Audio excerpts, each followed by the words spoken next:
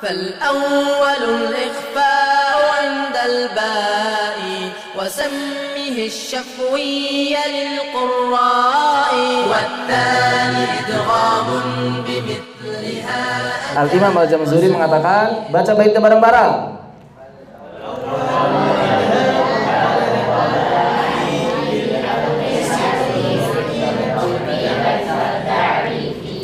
Fal awwalul izharu qabla ahrufi lil halqi sittun rutibat fal ta'rifi. Gak enak kan? Hamzun fahaun ainun hamzun fahaun thumma ainun ha'u muhmalatani thumma ghainun kha'u. Dah, dan keterusan. Hamzun fahaun thumma ainun ha'u muhmalatani thumma ghainun kha'u. Fal awwalu, dan yang pertama al-izharu adalah izhar qabla ahrufi, sebelum huruf-huruf, lil halqi yang keluar dari halaq, situn ada 6 hurufnya, rutibat yang tersusun, fal ta'rifi maka ketahuilah. Apa saja? Hamzun yaitu hamzah, fahaun kemudian ha dan juga ha, thumma kemudian ainun ha'u, ain dan juga ha, muhmalatani yang ain dan ha ini enggak bertitik, thumma ghainun kha'u dan ghain kha. Kenapa mesti disebutin muhmalatan enggak bertitik? Karena kadang orang Arab nulis itu ain dan ghain enggak pakai titik dua-duanya, tapi mereka tahu mana yang ain mana yang ghain. Biasanya disebut ain muhmalah, berarti namanya ain apa? Ain tanpa titik, ain berarti. Kalau ghain biasanya apa? Mu'jamah. Disebutnya yang bertitik mu'jam. Mu'jamah.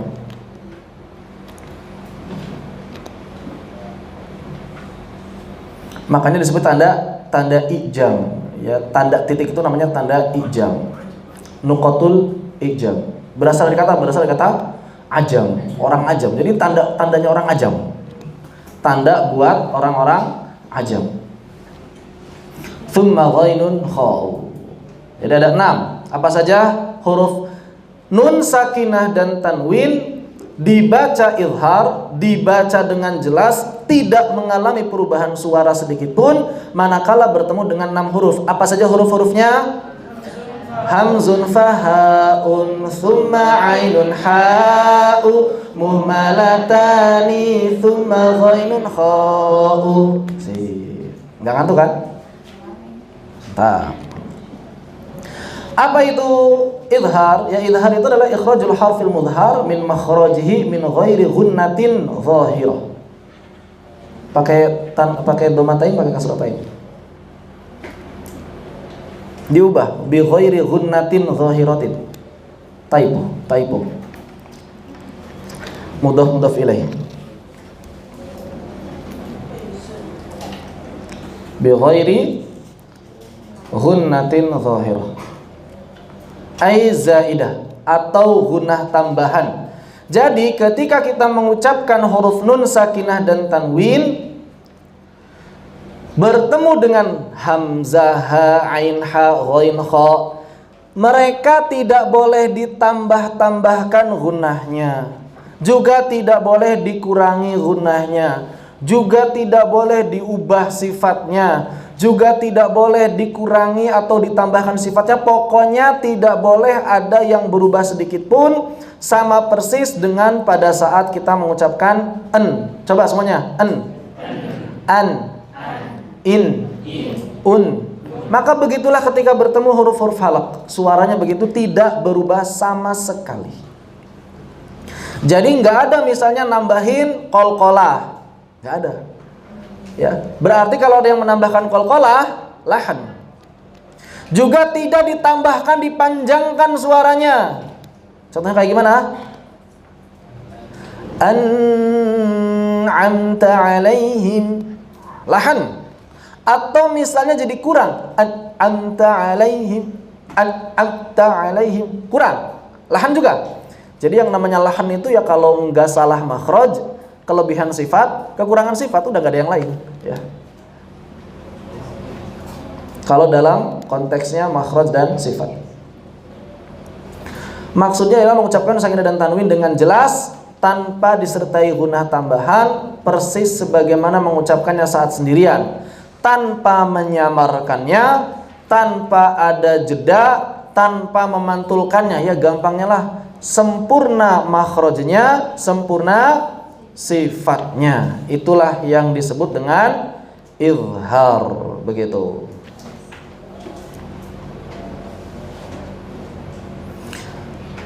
Al-hamzah wal ha wal ain wal ha wal ghain wal kha. Jadi kalau dalam bahasa huruf-huruf itu belakangnya ada hamzahnya. Ha, ha, kha, ba, ta, sa. Coba dalam Al-Qur'an enggak? Toha enggak dibaca to, ha, enggak. Jadi toha langsung. Enggak dibaca juga ya, sin ya. Yang ada hamzahnya ditakhfif, diringankan. Tapi kalau menurut ahli bahasa, yang fasih adalah yang ada hamzahnya. Cuma menurut Al-Qur'an tanpa hamzah juga boleh. Ya buktinya apa ya? Buktinya di Al-Qur'an enggak pakai hamzah. Kita langsung contoh kata per kata. Nun sakinah bertemu hamzah. Man aman, silakan. Man aman. Tanwinnya contohnya kaffarin athim. Suaranya tidak berubah. An man. In kaffarin tidak berubah. Misalnya jadi panjang. Man aman, tidak, lahan. Atau misalnya mantul, mana aman, lahan. Kaffarin athim, mantul, lahan. Atau misalnya ada jeda, kaffarin athim, itu dalam jalur yang lain. Dalam jalur hafs ada jalur hafs. Hafs ada. Kaffarin athim, setiap ada sukun sebelum hamzah maka dia di saktah, dia dijeda. Man aman. Tapi dalam jalur syatibiyah tidak. Man aman, mengalir, sempurnakan bainiyahnya, sempurnakan gunnahnya. Contoh yang lain. Min had. Qaumin had. Jangan sampai ada jeda. Min had, enggak ya. Dalam riwayat yang lain pun enggak ada. Contoh yang lain. An'amt. Sami'un alim. Hati-hati, ain biasa cenderung ke hidung. Sami'un alim. Sami'un alim. Ya. Kemudian wanhar. Hati-hati mantul wana. Alimun hakim. Ketemu ghain. Ada satu kata saja, nun ketemu ghain. Fasayunghidun. Ma'an ghadaqa. Enggak dibalik ya, maknya pendek, an yang panjang. Ma'an ghadaqa, enggak. Itu lahan berarti. Terakhir bertemu dengan kha. Min khair. Karratun khasirah. Baik, mereka disebut izhar halqi. Kenapa disebut izhar halqi? Karena seluruhnya bertemu dengan huruf-huruf halq. Jadi gampangnya nun sakinah atau tanwin dibaca izhar ketika bertemu dengan huruf-huruf halq. Oleh karena itu, tambahan, ketika ada perbedaan pendapat di kalangan para ulama dalam menentukan makhraj, maka berkonsekuensi juga terjadi perubahan atau perbedaan hukum. Menurut sebagian ulama, ghain dan kha ini masuknya makhraj lisan. Menurut sebagian ulama, ghain dan kha masuknya makhraj lisan. Kenapa? Karena memang ketika mengucapkan yang bergerak akar lidah kita ketemu lak-lakan, tepatnya sih perbatasan antara mulut dengan tenggorokan kan? Dia perbatasan. Ghain dan kha ini perbatasan. Ya bisa ketika disebut lisan, bisa juga disebut halq. Yang pasti dia adalah perbatasan. Menurut mereka, ghain dan kha ini adalah lisan. Terus hubungannya dengan nun sakinah dan tanwin apa? Maka dalam riwayat yang mengambil madhab ini, ketika nun sakinah bertemu ghain atau nun sakinah bertemu kha, dia tidak diizharkan, melainkan diikhfakan sama dengan ketika bertemu huruf-huruf lisan yang lain atau kebanyakan huruf lisan. Berarti bacanya kayak gimana? Min khair. Qiraatnya siapa? Qiraatnya Abu Ja'far. Abu Ja'far Ibn al-Qa'qa' al-Madani. Abu Ja'far Ibn al-Qa'qa' al-Madani. Jadi seperti itu. Misalnya wa amanahum min khauf. Begitu. Seperti itu. Tapi kalau riwayat yang lain tidak. Karena mayoritas ulama berpendapat kha dan ghain adalah makhraj halq. Tanda bacanya seperti apa? Tanda bacanya dalam mushaf Madinah, ini standar tanda baca mushaf Madinah, selalu ada tanda sukun. Tanda sukun itu adalah yang mirip bulan sabit. Ini diambil dari kepala huruf kha. Diambil dari kepala huruf kha, khafid. Diambil dari kepala huruf kha. Jadi namanya ini tanda kepala huruf kha. Tanda ra'sul kha atau tanda sukun. Tanda apa? Ra'sul. Tanda apa? Tanda apa? Nah, itu.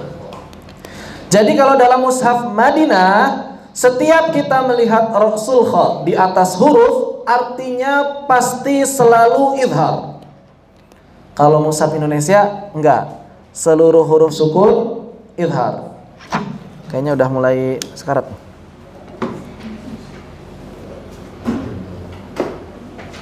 Begini saja. Baik, tes. Kok beda suaranya? Enakan itu ya? Menipu. Ya, masih bisa. Tes. Ini masih ada baterai ini. Oh, habis.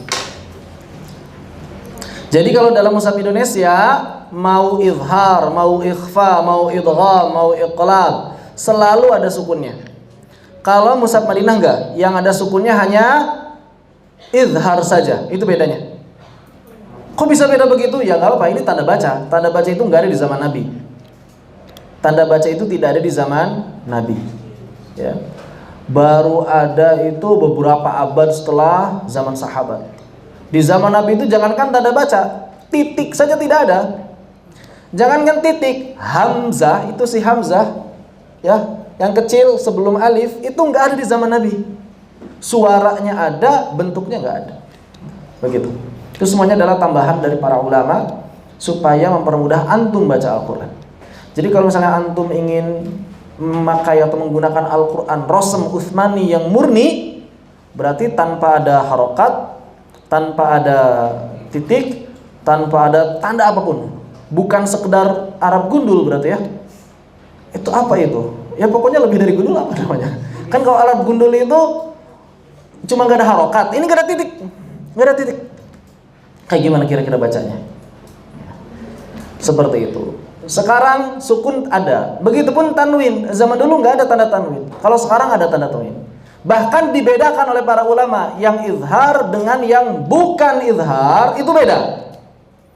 Yang izhar dengan yang bukan izhar. Kalau yang izhar kayak gimana? Tanwinnya sejajar. Adzaban alima, sejajar. Kafarin athim, sejajar. Terus dhammahnya dhammah pakai topi. Memangnya yang bukan izhar kayak gimana domahnya? Domahnya double, domah. Begitu. Jadi ada dua versi. Kalau kita baca Mushaf Madinah, perhatikan. Jadi sebetulnya kalau kita faham tanda baca ini, ketika baca Mushaf Madinah itu enak. Walaupun belum hafal huruf-hurufnya begitu ya. Asal hafal tanda-tanda ini insya Allah memudahkan. Dan nggak perlu dikasih warna. Gitu kan? Kenapa? Karena tanda bacanya sudah sesuai tajwid semua. Seperti itu. Jadi kenapa kok bisa muncul topi? Sebetulnya zaman dulu bukan topi, domah ditambah nun kecil. Zaman dulu itu tulisannya. Domah ditambah nun kecil. Mungkin nunnya pengen akrobat gitu ya. Jadi terbalik, jadi di atas domah. Allahu a'lam. Beberapa kekeliruan saat mengucapkan izhar. Yang pertama, menyamarkan nun sakinah atau tanwin. Pakai hafs tapi pas baca min khair jadi min khair fasayughidun misalnya ma'an ghadaq. Atau juga ketika bertemu huruf yang lain. Memberikan jeda pakai hafs tapi baca man aman. Enggak. Hafs riwayat hafs jalur syatibiyah tidak ada jeda. Mantulkan ini yang umum terjadi. Man aman. Kemudian kafarine athim. Memanjangkan, ya tadi banyak contohnya. Memanjangkan. Atau ketika di akhir dipanjangkan. Kalau di akhir itu kan selalu izhar. Kenapa? Karena nggak ketemu huruf lain kan. Misalnya ketika kita baca alhamdulillahi rabbil alamin, satu harokat aja. Al-alamin. Enggak dibaca al-alamin kecuali bertasydid. Mengurangi atau menyamarkan bacaan. Kalau tadi berlebihan, kalau ini dikurangi gunahnya. Biasanya seringnya kalau di akhir. Alhamdulillahi rabbil alamin. Ada gunahnya enggak? Al-alamin. Kurang. Harusnya sempurnakan bainiyah dan gunahnya. Al-alamin. Min. Bukan min. Paham bedanya? Min. Tidak dipanjangkan, tidak dikurangi. Atau menambah sifat baru.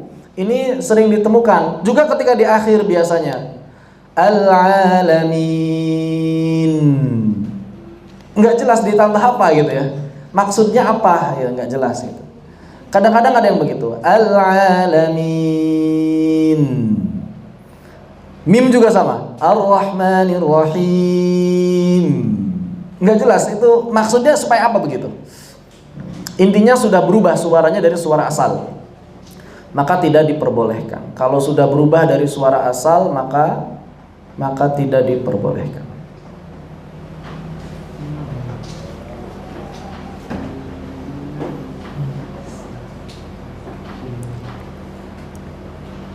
Baik.